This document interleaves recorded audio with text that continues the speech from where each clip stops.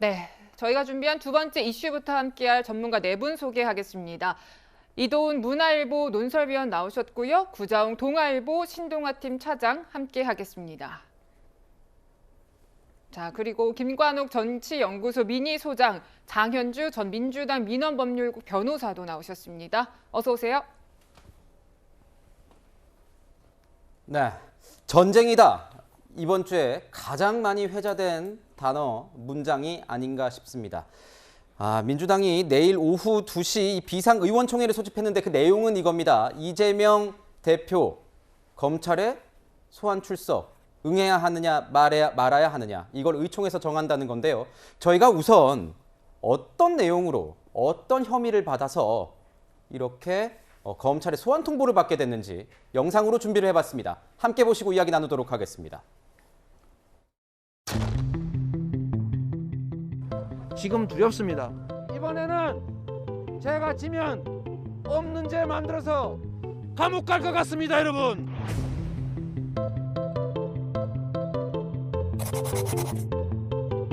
그때는 이런 얘기는 전혀 들어본 바도 없고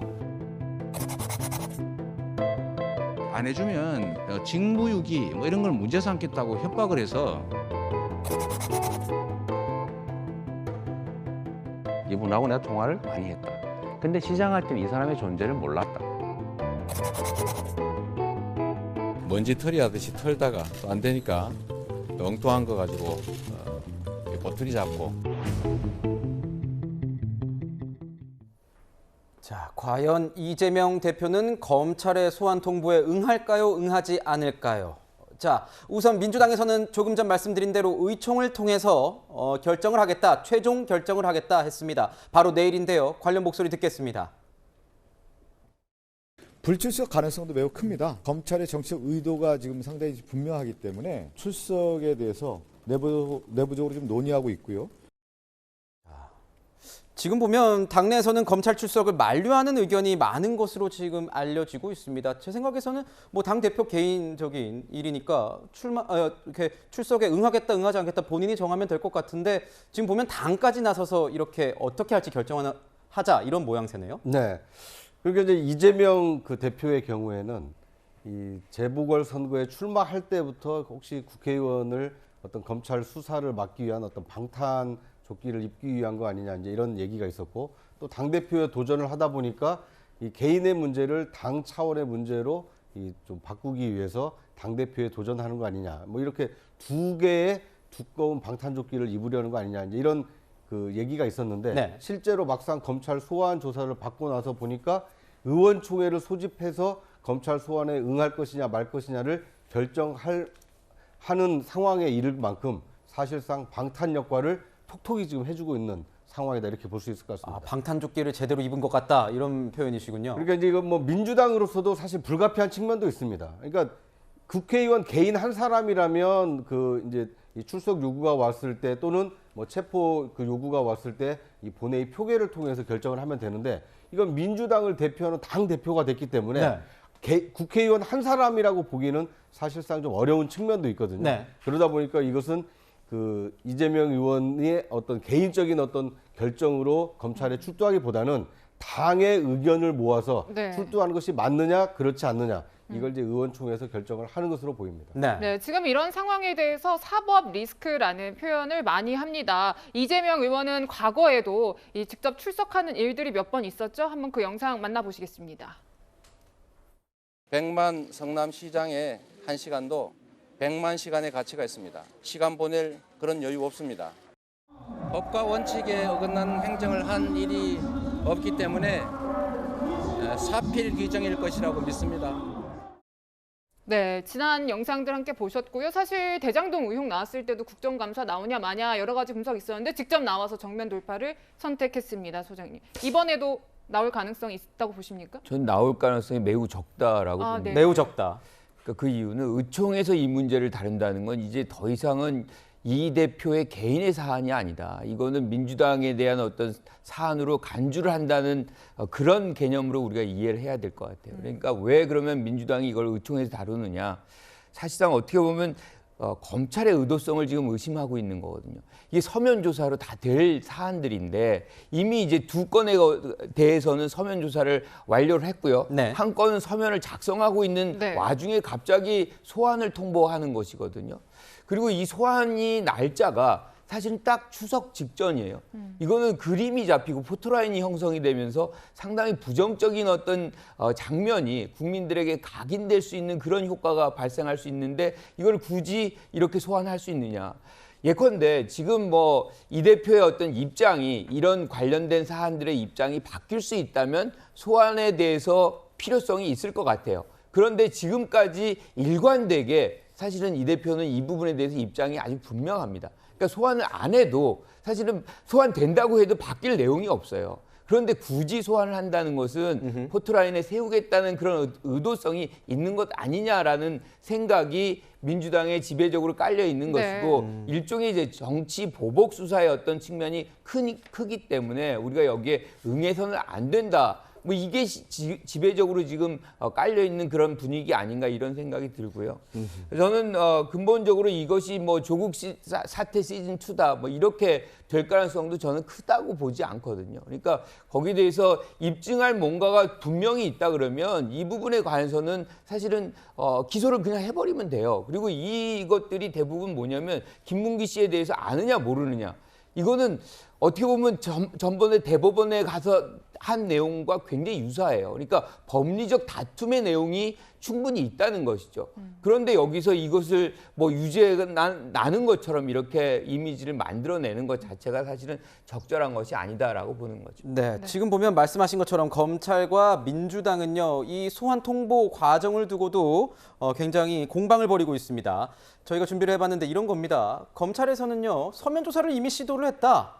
이렇게 밝히고 있습니다. 그러니까 이거 자체가 야권에서 극렬하게 반발을 하니까 이례적으로 공개를 한 건데 지난달 19일에 서면 질의서 등을 전달을 했고 여기서 이제 더불어민주당에서는 2건을 방금 말씀해 주신 것처럼 2건에 대해서는 보냈고 한 건 작성 중이었는데 전당대회 때문에 조금 못 보내고 있다가 그 사이에 이렇게 하는 게 어디 있느냐 이렇게 말을 하고 있는 겁니다. 검찰 쪽에서는 뭐 언론사에 자 서면 답변할 수 있도록 충분한 시간을 줬지만 아무런 답변을 받지 못해서 소환 통보를 한 것이다. 이렇게 주장을 하고 있습니다. 이도우 위원님께 좀 여쭤볼게요. 법조계 안팎에서는요. 검찰로서도 제1야당의 대표를 거기다가 뭐 여의도에서는 거의 여권 뭐 여당급이라는 얘기도 지금 나오고 있지 않습니까? 그런데 지금 공직선거법 위반 혐의로 이렇게 부른다는 것, 공개된 발언으로 이렇게 부른다는 건 입증할 만한 증거와 증언을 검찰이 어느 정도 확보했기 때문에 이렇게 추진하는 것이다. 이런 얘기 나오는데 어떻게 보세요? 뭐 일단 그렇게 봐야 되겠죠. 지금 이제 뭐 말꼬리 잡는다고 하지만 그 말꼬리 정도로 보기는 어렵고 굉장히 혐의가 중할 수도 있어요. 크게 보면 이제 3가지죠. 백현동, 대장동, 김문기 전 처장인데 백현동 문제도 단순히 뭐 협박했다 이런 말 그 자체보다는 용도 변경에 대해서 국토부가 실질적으로 협박이나 압박한 게 없고 네. 이거는 혁신 그 도시 특별법에 의해서 강제로 진행되는 절차가 아니라고 분명히 얘기하고 그걸 문서로 전달했고 그 문서를 성남시에서 그 이재명 시장에게도 보고를 했기 때문에 단순히 말 한마디 잘못이 아니라 그 과정 전체를 보는 거고 대장동도 초과이익 환수 조항 하나가 전체적으로 8천억이라는 막대한 규모의 이익이 개인 사업자에 간 거기 때문에 말 한마디가 아니라 사업 전체가 연관돼 있는 겁니다. 김문기 처장 관련해서는 검찰에서는 이러는 것도 있는 것 같아요. 그 이재명 그 후보의 상습적인 그러니까 사실과 다른 말, 뭐 직설적으로 얘기하면 거짓말 논란. 박근혜 대통령 존경한다고 했다고 존경한다니까 진짜 존경하는 줄 아나 이런 것처럼 김문기 처장 모른다는 거라는 발언 자체가 그 상습적으로 사실과 다른 말을 하는 이재명 지사에 대한 어떤 문제점을 제기하는 차원에서 세계를 그 제기했다고 볼 수 있고 19일 날 그 서면 질의서 보내고 열흘 넘게 기다렸어요. 충분한 시간을 줬다고 봅니다. 31일 날 출석 요구서를 전달했어요. 그게 31일 날 당일에 갔는지 9월 1일 아침에 갔는지 모르겠지만 바로 9월 1일 오후에 전쟁입니다. 이거는 그 이재명 대표의 기획적인 그 대응이죠. 왜 의총을 끌고 갑니까? 개인 비리 아닙니까? 의원들이 왜 그 이재명 의원 개인 조사 받는 거에 대한 입장을 그 정해야 됩니까? 그거는 이재명 대표 스스로 정해야죠. 이재명 스스로 혼자서 그 법률적인 문제에 대응하고 당 지도부와 의원들은 민생에 대응하게 해야죠. 그걸 지금 거꾸로 하지 않습니까? 그러니까 이재명 대표가 지금 민주당을 볼모로 잡고 있다. 뭐 이렇게 비판해도 과하지가 않다고 생각합니다. 네. 네, 사실 이번 소환 통보로요, 변호사님. 이재명 대표와 검찰의 어떤 질긴 악연도 다시 조명을 좀 받고 있죠? 사실 뭐 악연이라고 표현할 것까지는 없는 것 같습니다. 뭐 정치인들 뭐 치고 어떤 검찰 수사라든지 이런 부분에 있어서 완전히 자유로운 분들 아마 없을 것 같습니다. 그렇기 때문에 지금 현 정부가 어떻게 보면 검찰 공화국이 된다든지 검찰 인사가 너무 강화되는 부분에 대해서 국민적인 우려가 그 지점에 있는 것 같고요. 다만 검찰에서 이재명 지금 대표에게 소환 그 서면에 대해서 질의서를 보냈던 것이 8월 19일인데 네. 8월 26일까지 내라고 했다고 지금 언론에선 전해지더라고요. 전당대회가 8월 28일이었습니다. 8월 26일까지 서면 조사에 응하라고 했는데 응하지 않았다고 해서 바로 소환장을 보내는 것 자체가 민주당 입장으로는 이게 정치적인 공세 또는 정치적으로 타이밍을 본 것이 아니냐라는 생각을 할 수밖에 없는 지점일 텐데요. 그리고 서면 조사가 3건이 진행되고 있었는데 2건에 대해서는 이미 답변을 했고 한 건을 조율 중에 이런 일들이 일어난다면 사실 이게 정치적인 사건이 아니라 제가 뭐 변호사로서 일반적인 어떤 형사 사건을 진행을 할 때 만약에 3건에 대해서 의뢰인이 2건은 이미 서면을 답변을 했고 한 건을 조율하던 과정에서 갑자기 출석을 하라고 요구를 한다면 당연히 의뢰인은 긴장할 것이고 왜 갑자기 입장이 바뀌었는지에 대해서 그 의도가 무엇인지에 대해서 의심할 수밖에 없습니다. 하물며 야당의 대표인데 대표가 돼서 정기국회 첫날에 소환장이 왔다는 것 자체가 민주당으로서는 이게 의총에까지 붙여야 될 정도의 그런 중대한 현안이다라고 봐야 될 것 같습니다. 네.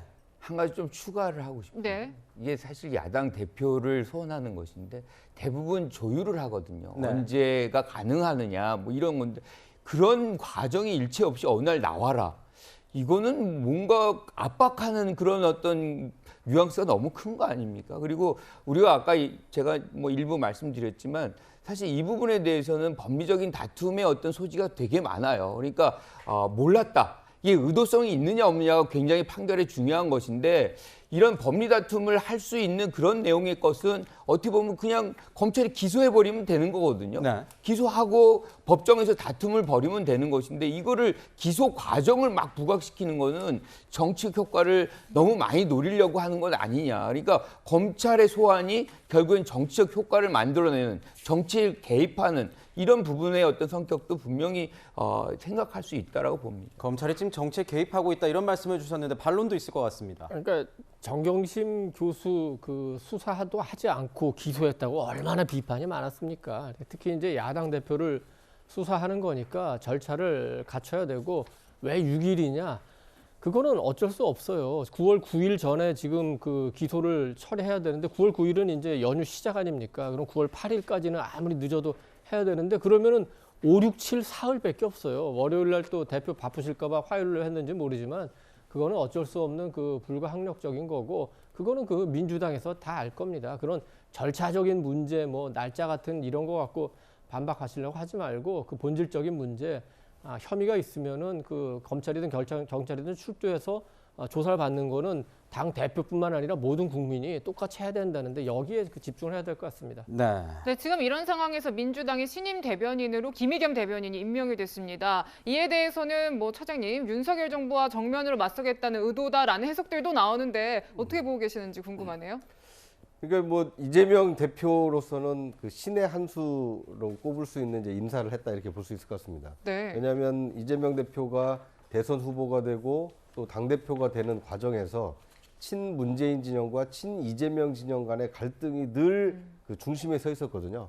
그런데 대표적인 친문 인사, 왜냐하면 문재인 대통령 그 재임 시절에 그 청와대 대변인을 지냈기 때문에 네, 그렇죠. 대표적인 친문 인사라고 할 수 있는 이 김의겸 의원을 이재명 대표가 민주당 당대표가 되자마자 당 대변인으로 임명을 했다라는 것은 네. 이제 친문과 친명을 통합하겠다 이런 이제 대외적인 이미지가 좀 있는 것이고요.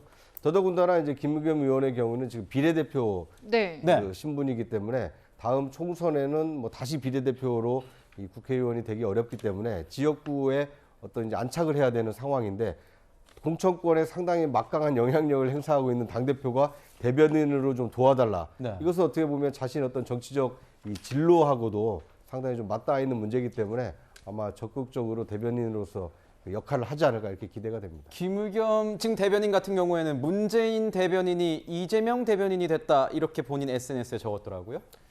그러니까 제가 초반에 좀 말이 많으니까 후에 좀 제가 줄이도록 하겠습니다. 많이 해주셔도 괜찮습니다. 네. 저 김의겸 대변인 임명하는 걸 보면서 이제 여러 생각이 드는데, 그러니까 우리나라 국민들, 그 국민의힘 지지자들도 마찬가지고 민주당에 대해서는 기본적인 애정이 있어요. 우리나라 이렇게까지 만들어 온 거, 산업화와 민주화에 얼마나 민주당이 많은 기여를 했습니까? 근데 그런 민주당이 고작 이재명 대표 방탄하는데 이렇게 동원이 되고, 둘째 김의겸 대변인? 안 그래도 철험회가 당을 좌지우지한다는데 우리 국민이 사랑하는 민주당이 철험회 정도의 의원들에 의해서 이렇게 우왕좌왕 좌지우지되고 여전히 여권의 나팔수 역할하고 있는 우리 김어준 씨, 이런 분들이 계속 건재하고, 이게 우리 국민들이 원하는 민주당, 우리 국민들이 원하는 진보 세력의 모습인 건가? 저는 이번에 김의겸 대변인 새로 임명하는 모습 보고 굉장히 실망했어요. 그래도 새로운 지도부를 구성했으면 뭔가 새로운 메시지를 줘야 되는데, 김의겸이라는 당의 입에 주는 국민들에게 주는 메시지는 뭡니까? 청와대 대변인 시절에 관사 태클을 이용해 가지고 흑석동에 영끌해 가지고, 물론 영끌해서 무슨 대출 받아 가지고 집 산 게 잘못이냐고 그거는 뭐 논쟁의 여지가 있습니다만, 공직자로서는 적절한 대응 태세는 아니었죠. 결국은 본인이 다 무슨 처분하고 뭐 사과까지 했던 건데, 청와대 대변인 시절에 그 정도 큰 사고를 쳤으면은 당 대변인 시절에는 무사하게 넘어가는 건가? 이런 우려를 주고, 전체적으로 당이 새롭게 가기보다는 이재명 한 사람 막기 위해서 우리 전 민주당, 전 진보 세력이 동원된다는 게 정말 가슴이 아픕니다. 네.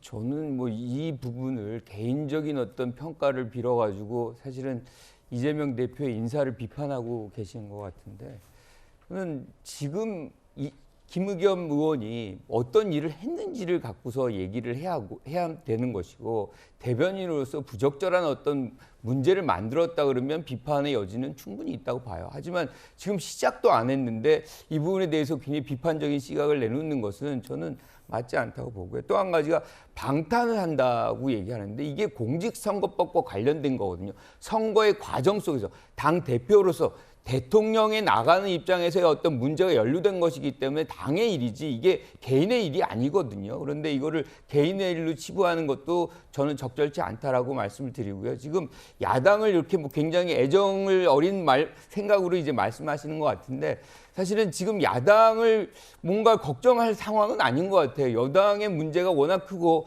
현 정부의 문제가 워낙 커서 거기부터 좀 잘 윤핵관의 문제, 뭐 이준석 전 대표의 문제, 여기부터 잘 정리돼야 되는 것이 지금 국민의 바람은 아닌가 이렇게 생각합니다. 네, 지금 뭐 이 사법 리스크가 여야 가릴 거 없이 걸려 있다라는 분석들 많은 거 사실이고요. 민주당은 이제 이런 상황을 통해서 만약의 가능성에 대해서 좀 짚어보고 싶어요, 변호사님. 만약에 그러니까 이재명 대표가 재판에 넘겨지고 벌금 100만 원 이상의 형이 확정이 된다라고 한다면 어떻게 되는 건지 궁금해요. 국회의원직은 유지가 되는 건지요? 사실 이 100만 원 이상의 유죄가 확정된다는 걸 전제로 이제 논하는 것 자체는 지금 상황에서는 좀 너무 이른감은 있습니다. 일단 기소도 되지 않은 상태이고, 그리고 우리가 공직선거법으로 벌금 100만 원이 나오면 당연히 당선 무효가 되고 이제 피선거권이 박탈되기 때문에요. 네. 그 부분에 대해서 법원이 그런 판결을 자주 내리지는 않습니다. 만약에 지금 건 같은 경우에는 이제 일반적인 얘기를 해본다면 그 당의 선거와 관련된 공직선거법 위반 혐의로 벌금 100만 원이 나올 때는 여기서 당선이 무효가 됩니다. 그런데 이제 낙선한 경우에는 뭐 당선이 무효될 것이 없기 때문에 일단 피선거권은 이제 박탈이 되는 것이고, 그리고 관련해서 이제 선거 보존 받은 비용이 좀 문제가 됩니다. 그러니까 이제 대선 같은 경우에는 이제 낙선했던 후보가 공직선거법 위반으로 유죄를 받게 되면 그 정당이 선거에 나왔던 비용을 또 보존됐던 것을 토해내야 되는 그런 규정이 있기 때문에, 일단 민주당으로서는 아까 이제 소장님도 말씀해 주셨지만 이것이 그냥 이재명 대표의 어떤 개인적인 뭐 혐의 이런 것이 아니라 당 전체의 문제가 되었고, 그래서 의총도 하는 것이고 당 전체가 이제 합심해서 대응할 문제로까지 지금 보고 있는 지점입니다. 자, 이도우 의원님이 좀 하실 말씀이 있으신 것 같아요. 네, 지금 우리가 이제 공직선거법만 보는데 국회법을 보면은 이번에 만약에 100만 원 이상 벌금만 받게 되더라도 이재명 대표는 의원직을 내놔야 됩니다. 국회법 제 136조 퇴직 조항인데 거기 2항에 보면 의원이 법률에 규정된 피선거권이 없게 되었을 경우 퇴직한다고 돼 있어요. 100만 원 이상 벌금 받으면 피선거권이 5년간 제한되는 겁니다. 그러면 피선거권이 없는 이재명 의원은 의원직을 퇴직해야 되는 겁니다. 여기는 그렇습니까? 예, 장현주 변호사님과 제가 얘기를 했는데 맞다고 말씀하셔가지고 예, 이거는 넘어가도록 하겠습니다. 자, 지금 보면은 어제 이재명 대표의 강성 지지자들이 어디에 모였을까요? 서초동에 지금 모였다고 합니다. 자, 서초동 검찰청사 앞에서 집회를 가졌다고 하는데 저희가 어제 그 관련된 화면 저희가 찍어왔습니다. 지금 보여드리고 있는데 어떻습니까? 저희 구자용 차장께서 저 집회 성격은 어떻게 되는 거죠? 네.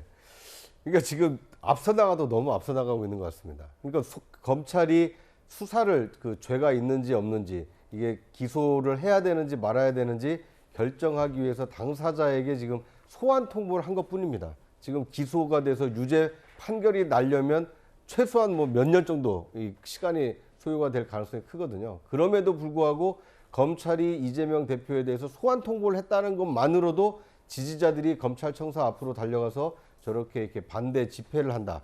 이것은 그 사법적인 어떤 그 유무죄, 네. 옳고 그름을 따지기에 앞서서 내 편에 대한 어떤 정치적 보복이다. 이런 프레임으로 지금 대응하려는 좀 집단적인 어떤 성향을 좀 드러낸 것 아닌가 이런 좀 우려를 하게 되는 모습입니다.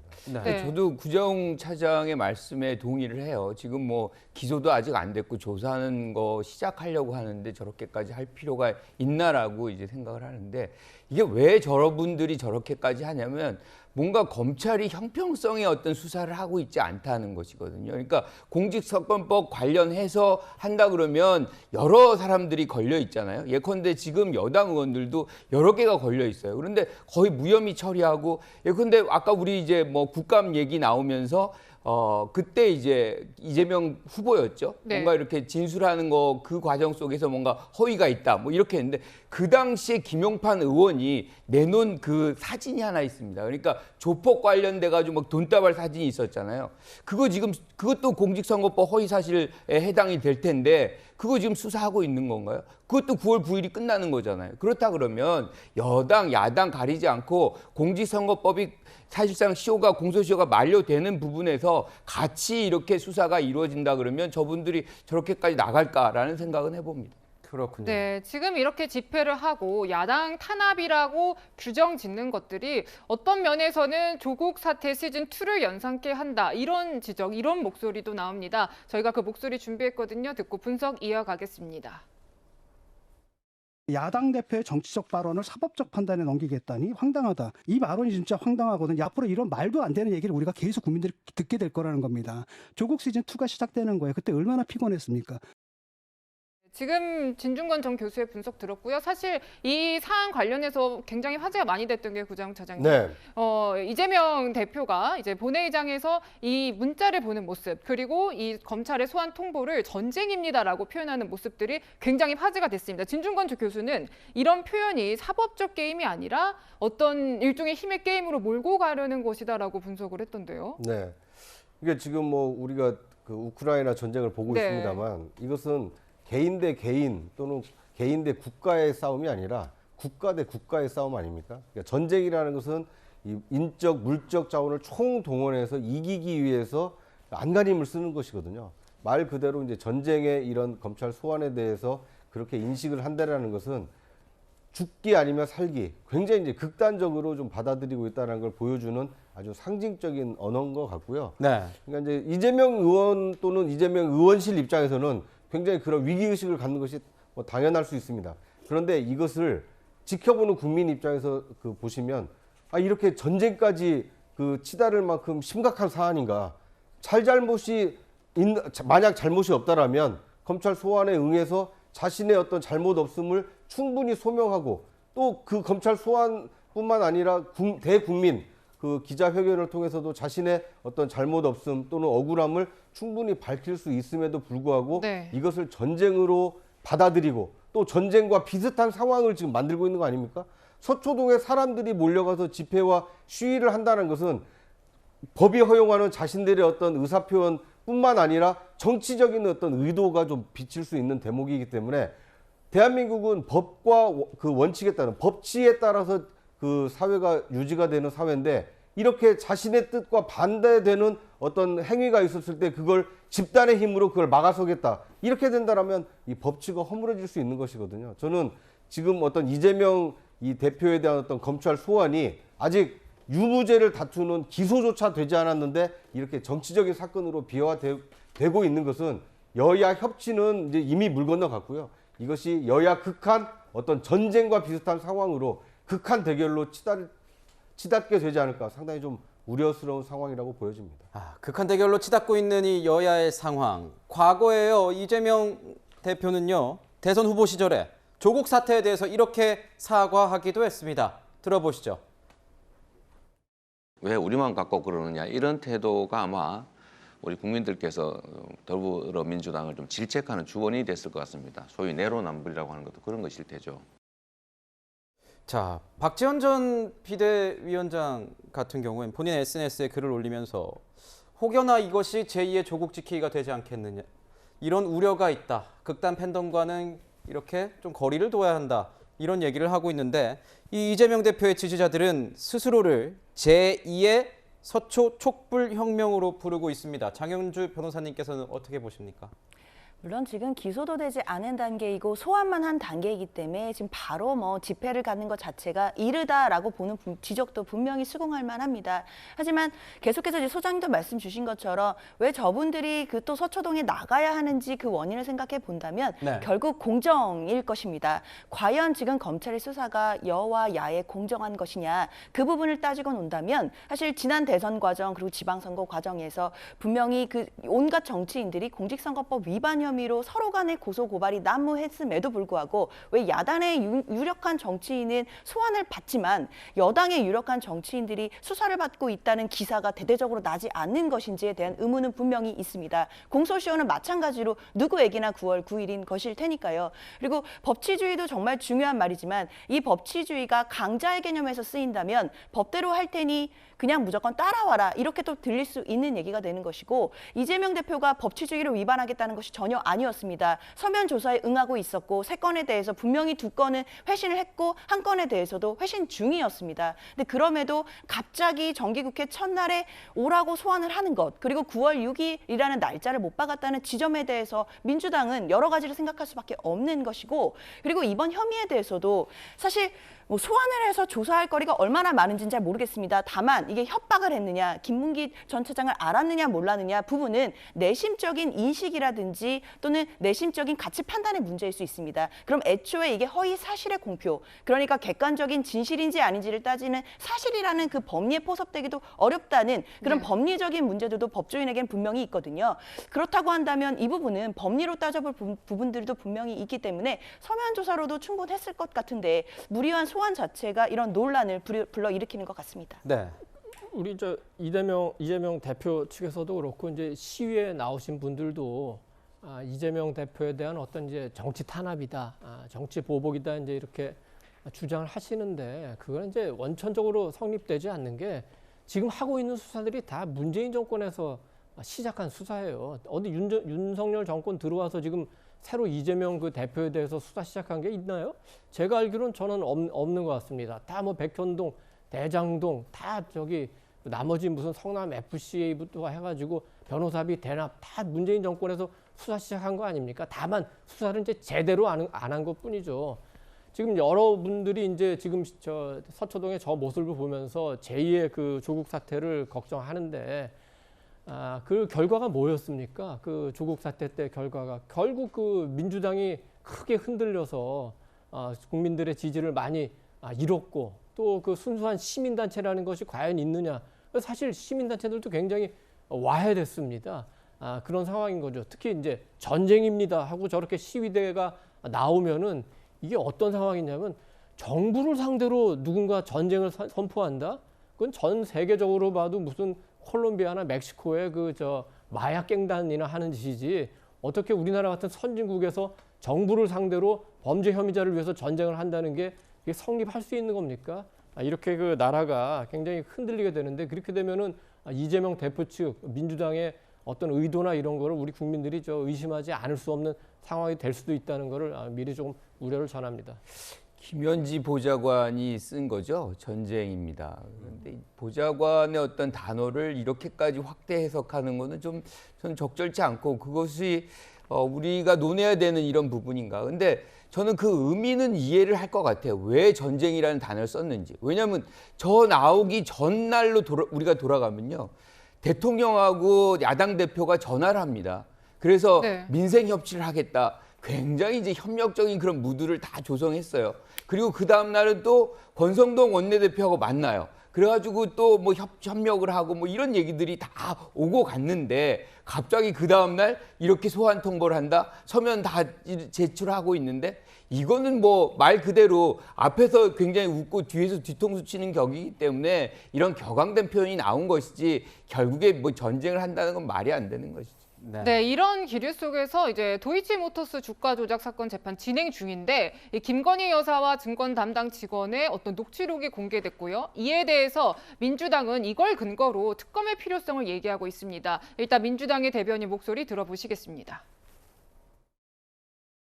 김건희 여사가 도이치모터스 주가 조작을 직접 했다는 증거가 나왔는데도 검찰이 또다시 무혐의 처분으로 넘길지 지켜보겠습니다.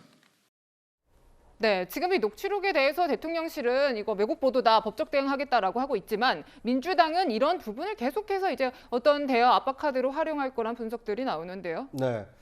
그러니까 이제 도이치모터스 사건에 대해서도 검찰이 지금 뭐 이렇게 본격적으로 수사를 하고 있는 모습은 아닙니다만 야당 입장에서 볼 때는 이재명 대표에 대해서는 말 몇 마디를 가지고도 저렇게 소환 통보를 하고 있는 검찰이 이 주가 조작과 관련된 새로운 정황 증거가 나왔는데도 그거에 대해서는 좀 미온적인 거 아니냐. 형평에 맞게 좀 수사를 해라. 뭐 이렇게 촉구하는 것은 그냥 합리적으로 보입니다. 다만 저렇게 이재명 대표에 대한 혐의는 이재명 대표에 대한 혐의인 것이고 김건희 여사에 대한 혐의는 또 그것대로 이 법과 절차에 따라서 이 처리를 하면 될 문제인데 네. 이걸 자꾸 좀 섞고 있거든요. 그러니까 그 이재명 대표 소환에 대해서는 김건희 여사는 왜 조사 안 하냐라고 네. 얘기를 하고 있고 그러니까 그건 별개로 그 대응을 해야지 이것을 섞어가지고 저것 먼저 하면 우리도 하겠다 이렇게 얘기하는 것은 이 조사를 끝까지 받지 않겠다 소환에 응하지 않겠다라는 것밖에 되지 않기 때문에 조금 합리적으로 분리를 하고 분리를 해서 대응을 할 필요가 있지 않나 하는 생각이 듭니다. 분리를 당연히 해야 될 것 같은데요. 그러니까 여기는 사실은 이제 수사 마무리 단계에 있는 것이고 기소 단계에 있는 것이잖아요. 그러니까 유무죄 뭐 이런 것과는 아직 거리가 먼 그런 시기인데 지금 이제 김건희 여사 관련된 거는 재판의 과정 속에서 나온 거예요. 그러니까 이 녹취록이 어디 나오냐면 5월 27일 서울중앙지법의 재판의 과정 속에서 녹취록이 나온 것이고 이건 재판이기 때문에 명백한 증거이거든요. 그런데 이런 증거가 명백히 나왔음에도 불구하고 수사가 안 되고 있으니 수사를 촉구하는 건 지극히 당연한 법치주의 아래 있는 국가가 해야 되는 역할 아닌가요? 네. 지금 보면 이 내용이 이런 겁니다. 일임 거래를 하는 그런 모습으로 볼 수 있는 것인지 아니면 김건희 여사가 정말 이 거래, 그러니까 주가 조작의 혐의가 있을 만한 그 증거로 쓰일 수 있는 것인지에 대한 논란이 있는 건데 위원님께서는 어떻게 보고 계세요? 제가 보기에는 우리 민주당 분들이 이 문제를 굉장히 잘 제기를 한 것 같아요. 도이치모터스 사건, 지금 이른바 주가 조작 사건의 성격을 명확하게 규정을 해줬어요. 다시 결론부터 얘기하면은 김건희 여사는 혐의가 없을 가능성이 굉장히 커졌어요. 지금 우리 김 앵커가 얘기한 대로 이 문제의 핵심은 1인 매매, 그 골드만삭스 나왔던 사람들한테 맡겨가지고 한 거냐, 아니면 김건희 여사가 직접 거래를 했느냐 그 문제인데 통화를 보면은 1인 매매라는 게 거의 확실합니다. 증권사하고 그다음에 이제 투자하는 분은 거래할 때마다 통화를 하게 돼요. 그런데 증권사에서 김건희 여사한테 물어봐요.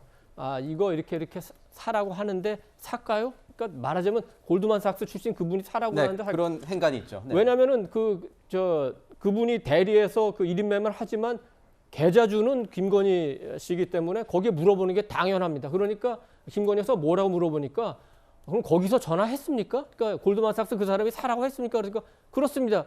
그러면 사세요. 이게 바로 1인 매매를 하고 있다는 거를 증명하는 거고 사실 이 부분에 대해서는 이미 지난 조사 때 다 나왔던 겁니다.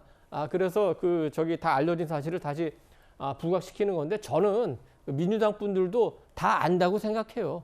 그 이 통화 내용을 보면 아 이게 1인 매매구나 알지만 그 이재명 대표 문제를 어떻게 보면은 맞불을 놓기 위해서 김건희 여사에 대한 어떤 의혹을 확산시키기 위해서 이 문제를 일부러 꺼냈다. 저는 그렇게 생각합니다. 그 1인 매매에 대한 여부는 뭐 여야뿐만 아니라 이 증권가에서도 보도를 보면 이것은 확실히 1인 매매를 정당화할 수 있는 녹취가 될 수 있는 반면에 또 일각에서는 아닐 수도 있다라는 이런 의견도 나오고 있는 상황입니다. 지금 재판 중인 상황이기 때문에 곧 결정이 나오겠죠. 좀 더 지켜봐야 될 것 같습니다. 네, 저희가 첫 번째 순서에서는 당대표 취임 직후 검찰 소환 통보를 받은 이재명 대표 그리고 민주당의 움직임 위주로 전해드렸습니다.